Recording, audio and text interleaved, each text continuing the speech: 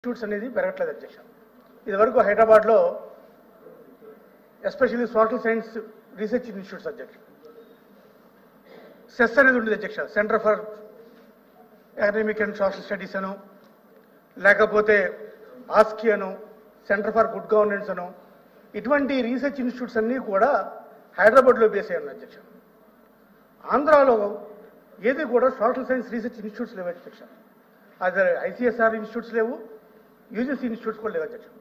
మీ ద్వారా గౌరవ మంత్రి గారిని, ఆయన కూడా రీసెర్చ్ ఇన్స్టిట్యూట్ ఉంది కాబట్టి మీ ద్వారా గౌరవ మంత్రి గారు అడుగుతున్నారు అధ్యక్ష, భవిష్యత్తులో కూడా విద్యాశాఖ మంత్రిగా ఉన్నారు కాబట్టి ఈ రీసెర్చ్ ఇన్స్టిట్యూట్స్ని ఎంకరేజ్ చేసి తద్వారా ఎకానమీ మీద కావచ్చు, లేకపోతే సొసైటీ మీద కావచ్చు, ఈ ఏపీ ఆంధ్రప్రదేశ్ మీద రీసెర్చ్ ఇన్స్టిట్యూట్స్ని ఎంకరేజ్ చేసే విధంగా ఇన్స్టిట్యూట్ నెలకొల్పాలని చెప్పి మీ ద్వారా గౌరవ మంత్రి గారు అడుగుతున్నారు. థ్యాంక్ యూ అధ్యక్ష. చెప్పండి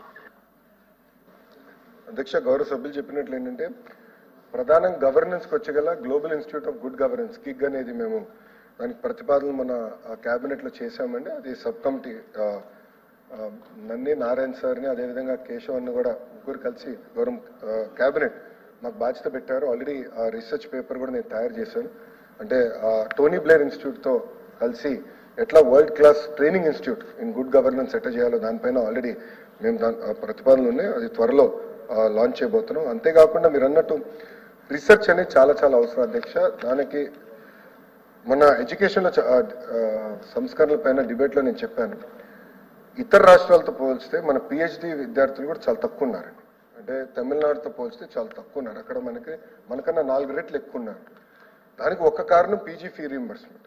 ఐఎమ్ నాట్ సెయింగ్ 100% అదే ఒక కారణం అయింది. అంతేకాకుండా మిగతాని కూడా మేము స్టడీ చేసి పిహెచ్డికి వెళ్ళాలి, అది ఒక భాగం. రెండోది డీపర్ లెర్నింగ్. ఇప్పుడు ఏఐ అనేది వాస్తవంగా చూస్తే టెక్నాలజీ వచ్చేసింది. ఇప్పుడు నెక్స్ట్ వచ్చేది హ్యూమనాయిడ్స్, డీప్ టెక్.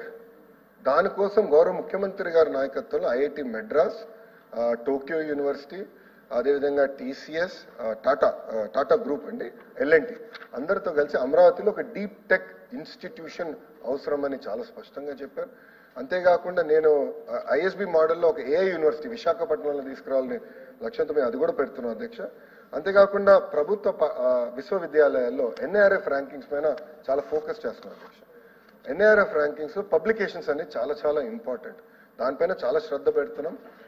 ప్యారల్గా ఈ ఎన్ఐఆర్ఎఫ్ ర్యాంకింగ్స్ ద్వారా రీసెర్చ్తో పాటు ఈ సెంటర్ ఆఫ్ ఎక్సలెన్స్, ఇప్పుడు ఆంధ్ర యూనివర్సిటీకి నేను ఎన్విడియాతో మాట్లాడి అక్కడ ఒక సెంటర్ ఆఫ్ ఎక్సలెన్స్ తీసుకొస్తున్నా, ఎస్వీకి ఒకటి, పద్మావతి విశ్వవిద్యాలయ యూనివర్సిటీకి ఒకటి.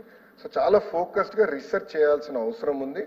దానికి తగిన ప్రోత్సాహం ఇస్తాం. ఆ ఎన్ఐఆర్ఎఫ్ ర్యాంకింగ్ ద్వారా వైస్ ఛాన్సలర్స్ కూడా మేము వైస్ ఛాన్సలర్ కాన్ఫరెన్స్ పెట్టుకోవాలి అని నిర్ణయించుకున్నాం గవర్నర్ గారి ఆధ్వర్యంలో. దాంట్లో కూడా మేము పెట్టి we want to drive research in very big వే.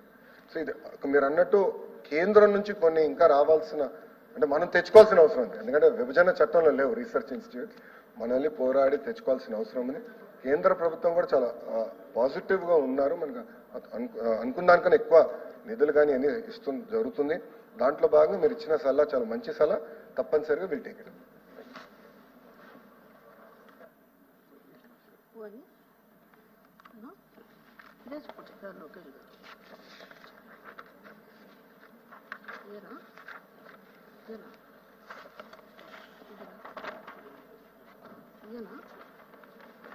పండుల రవీంద్ర గారు.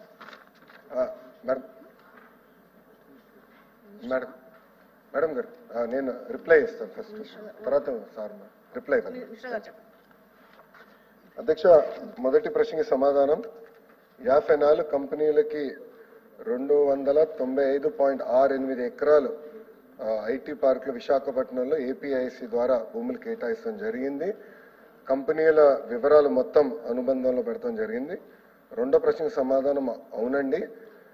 కంపెనీలన్నీ ఇచ్చిన అగ్రిమెంట్ కండిషన్లు అన్ని పాటిస్తున్నారు.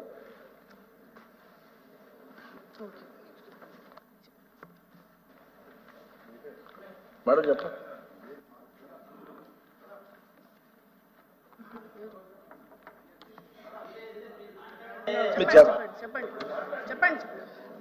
మీరు సైలెంట్ గా ఉన్నారని చెప్పండి. Thank you madam. సార్ మీరు ఒకసారి షీట్కి వస్తే సార్ షీట్లో ఇన్ఫర్మేషన్లో 54 companies SR alerted companies following the conditions ఉన్నారు. అంటే వీళ్ళందరూ నాస్కామ్ కూడా రిజిస్టర్ అయిపోయి ఉన్నారు sir. All these people who are figuring in this list NASSCOM members అయి ఉన్నారా? వీళ్ళ వల్ల ఎక్స్పోర్ట్స్ ఏమైనా జరుగుతున్నాయా? తర్వాత ఈ మన జనరల్గా ఈ లిస్ట్ చూస్తే ఇంట్రెస్టింగ్ గా కొన్ని రెస్టారెంట్స్, సినీప్లెక్స్లు, అల్యూమినియం మ్యానుఫ్యాక్చరింగ్, తర్వాత రకరకాల multiple activities other than IT industries కూడా కనపడుతున్నాయి సార్ చాలా వరకు. తర్వాత proposed investment, actual investment, proposed employment, actual employment, ఈ డిస్క్రిపెన్సీలు చాలా ఎక్కువ ఉన్నాయి. మన ఐటీ ఇండస్ట్రీస్ చాలా ఇంపార్టెంట్ కాబట్టి వీటి గురించి కొద్దిగా ఎక్స్ప్లెయిన్ చేయండి అడుగుతున్నాను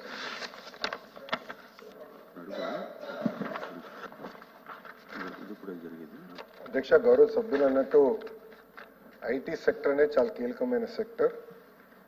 త్వరలోనే మీరు చూస్తారు కొంచెం మంచి అనౌన్స్మెంట్స్ కూడా ఆంధ్ర రాష్ట్రానికి రాబోతున్నాయి. గతంలో జరిగిన అలాట్మెంట్స్ మనంగానే చూస్తే ఈ కంపెనీస్ అన్నీ కూడా majority of them or IT companies. మనం కూడా ఆలోచించేది ఏంటంటే పెద్ద ఎత్తున ఐటీ కంపెనీస్ని ప్రోత్సహించాలి. వాళ్ళకి అనవసరం నిబంధనలు పెడితే వాళ్ళు ఇబ్బంది పడతారు. ఇప్పటికే అసలు ఐటీ సెక్టర్ లేదు, సెక్టర్ రాకుండా ముందరనే రెగ్యులేషన్ చేస్తే ఇబ్బంది పడతారనే ఆలోచనతో we're not here to enforce any regulation. వాళ్ళు మనం యాక్చువల్లీ ప్రోత్సహించాలి. అది నంబర్ 1. నంబర్ 2, మీరు అన్నట్టు కొన్ని కంపెనీస్ వచ్చేగల ఇంకోటి డిఫరెంట్ టైప్స్ ఆఫ్ కంపెనీస్ ఉంటాయి. ఒకటి అవుట్సోర్సింగ్ కంపెనీస్, అంటే అవుట్సోర్సింగ్ చేసే companies, BPOs, business process outsourcing చేసే కంపెనీస్, అది ఒక రకంగా మేము ట్రీట్ చేస్తున్నాం. రెండోది జీసీసీస్, గ్లోబల్ కేపబిలిటీ సెంటర్స్. అంటే ఈ టిపికల్ ఏంటంటే ఫార్చ్యూన్